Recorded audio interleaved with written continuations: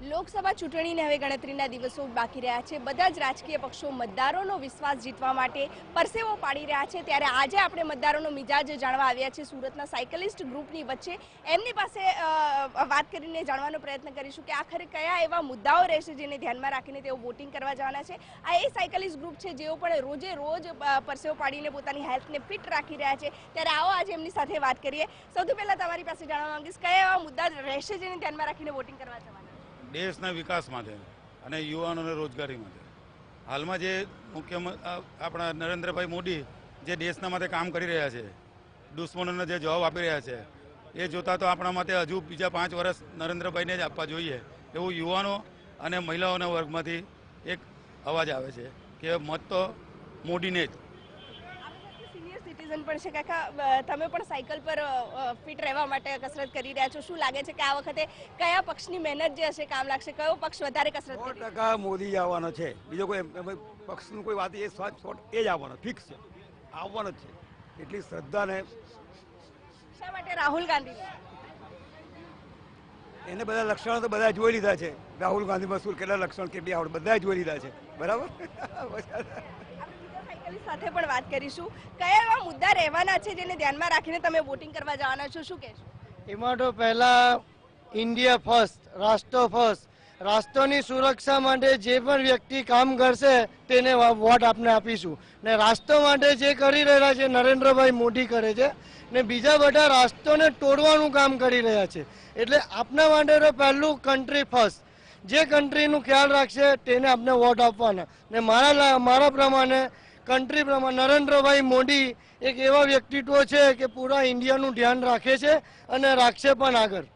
આપણે આ ઇલેક્શનમાં જોઈએ છે કે મેં બી ચોકીદારનું એક અભિયાન ચાલી રહ્યું છે, મેં બી ચોકીદાર અને ચોકીદાર ચોરે। શું લાગે છે આ કેમ્પેનમાંથી કયું કેમ્પેન તમને અસરકારક લાગે છે? કોને વોટ આપશો? ચોકીદાર શબ્દ નરેન્દ્રભાઈ મોદીને ખૂબ સારી રીતે સૂટ થાય છે। એનું કારણ છે તેઓ એમના પ્રવચનમાં બોલે છે કે હું પ્રધાન સેવક છું અને પ્રધાન સેવક તરીકે મારે ભારત દેશની સેવા કરવાની, ભારત દેશને ચોકીદારી કરવાની મારી ફરજ છે। વર્ષો પહેલાં તમે જોઈ શકો છો બહારના દેશોમાં આપણે જતા હતા ત્યારે ઇન્ડિયનોની કોઈ નોંધ લેવાતી નહીં હતી। આજે તમે ગમે ત્યાં જઈને ઊભા રહો, હાઓ ઇન્ડિયન, મોદી સાહેબને ત્યાંથી વેલકમ વેલકમ। આપણને માન સન્માન મળે છે એ મોદી સાહેબના થકી મળે છે।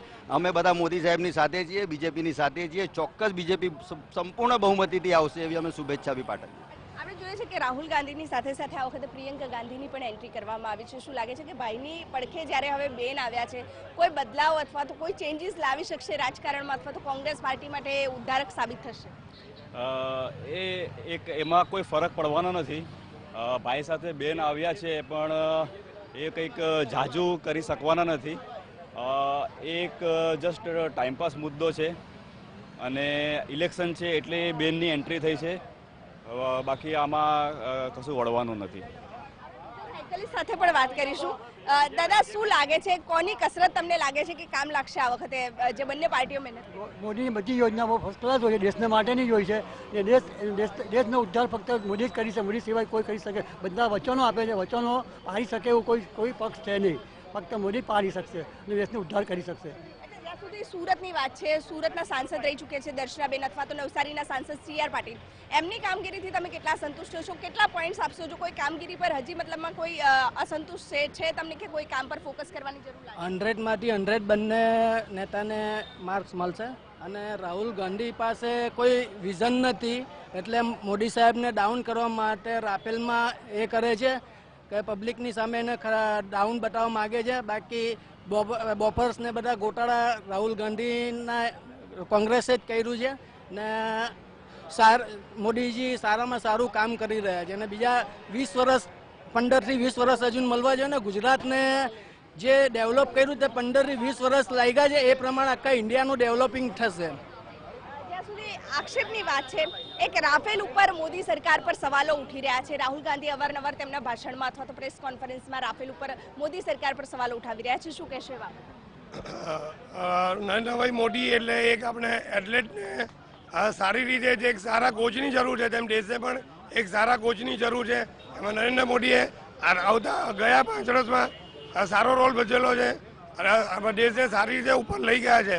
હવે આવતા 5 વર્ષ માટે પણ એ સારી રીતે અપેક્ષાથી લોકો એને વોટ આપે અને દેશને હજુ ઉપર લઈ જાય એવી અમારી ભાવના છે. તો લોકો નરેન્દ્ર મોદીને ભાજપ સરકારને જ વોટ આપે એવી અમારી અપીલ છે. અને એનામાં જે કામ કરવાની જોશ છે, આજે નવું ટેકનિક લાવવાની જોશ છે, દરેક સાથે બોન્ડિંગ કરવાની જોશ છે, એનાથી ઓટોમેટિક માણસમાં એનર્જી આવે છે અને જે નિસ્વાર્થ ભાવે કામ કરે છે કે જે લોકોના રાષ્ટ્રને માટે જ એમણે પોતાની સમર્પણ કરેલું છે, તો એવા માણસે આપણે દેશમાં ચૂંટી લેવા જોઈએ અને આપણા રાષ્ટ્રનો વિકાસ કરવો જોઈએ.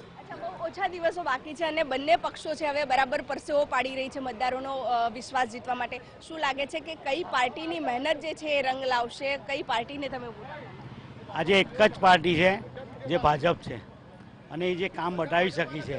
આજે દરેક જગ્યાએ કામ કરે છે, બધાને દેખાય છે અને એ કામ કરશે જ. અમને હજી 5 વર્ષ હજી બી આપશે એ લોકોને, તો એ લોકો ખૂબ કામ કરીને બતાવશે. ને મોદી તો ખરેખર બિલીવ એનું નામ છે બસ. અચ્છા, હવે એ જાણવા માંગીશ કે જ્યાં સુધી મોદી સરકારની વાત થઈ રહી છે, તમે જ્યારે વોટ કરવા જાઓ છો તો કેન્ડિડેટને જોઈને વોટ કરો છો કે મોદી સરકારને જોઈને? અમે સરકારનું કામ જોઈને વોટિંગ કરીએ છીએ અને છેલ્લા 5 વર્ષમાં, એમ તો છેલ્લા આજે 20 વર્ષમાં જે સુરતનો જે વિકાસ થયો છે, આઈ થિંક બીજા કોઈ જગ્યા જોવા મળતો નથી. અને મોદી સરકાર અને બીજેપી સરકાર જે કામ કરે છે વગર કરપ્શન નથી એટલે વિકાસ છે. સ્વાભાવિક છે. આ તો સુરતના સાયકલિસ્ટના જે ગ્રુપ હતું તેમનું મંતવ્ય, તેમના કહેવા પ્રમાણે તેમને જે વિચારો છે એ ક્લિયર છે અને જોવાનું એ રહેશે કે હવે જ્યારે 23 મે પરિણામ આવશે ત્યારે કઈ પાર્ટી જે છે એકબીજા કરતાં આગળ નીકળે છે. કેમેરામેન સલીમ શેખ સાથે પારુલ મહાડિક, TV9.